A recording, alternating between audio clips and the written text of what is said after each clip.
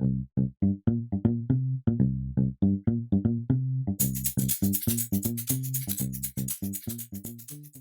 move on talking about constructing a circle graph.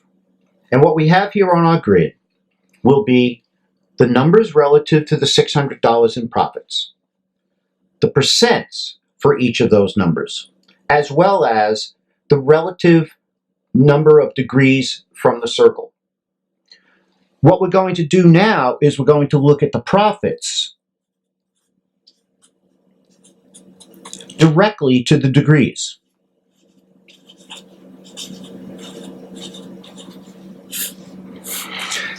We will reference the percent, but really in a sense, as we move towards the symbolism, we want to make it as efficient as possible. So now let's look at the three numbers that we've been looking at. We've been looking at $150 in profits, $180 in profits, and $270 in profits. And so the question is, how many degrees do I need to show these three numbers on my circle graph? Well, let's look at the 150. 150 is in the same relative position to 600 as some number of degrees, and we'll just say n, is to 360 degrees in the circle. Now we know the answer is going to be 90. But if we did not have the grid, we would have to then set up this proportion. And when we solve this proportion, we will find that n is equal to 90 degrees. And so we draw 90 degrees for our angle.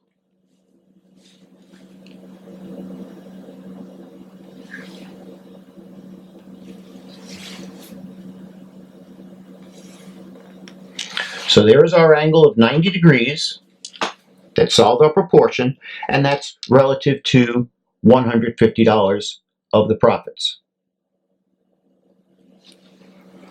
Now let's look at the next one. The next one is $180 in profits. And again, it's relative to 600. And in drawing our circle graph, what we want to do is we want to find the number of degrees, but this time relative to 360, because that's the number of degrees in the circle.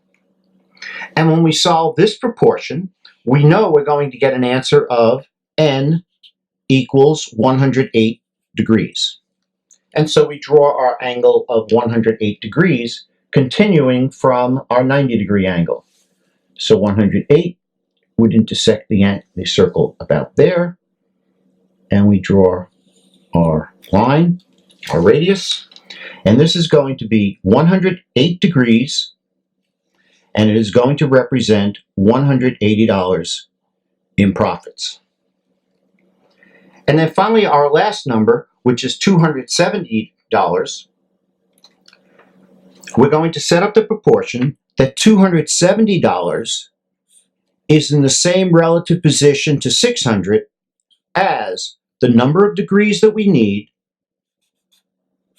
is to 360 degrees.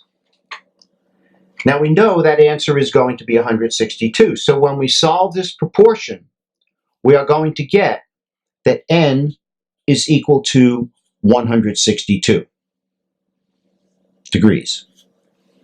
And that turns out to be the rest of the circle. So when we put our protractor down, it turns out that 162 degrees would intersect the circle right here. So this is going to be 162 degrees, and that is going to represent $270 of profits. So the way you find the numbers, or the number of degrees, for a circle graph is to set up a proportion. The amount of the profit relative to the entire number of profits, or the entire amount of profits, and the number or the angle that you're looking for relative to 360. So you have the part of the profits relative to all of the profits, the part of the circle in degrees relative to the entire circle in degrees, and the answer that you get will be the answer that you place or draw on the circle graph.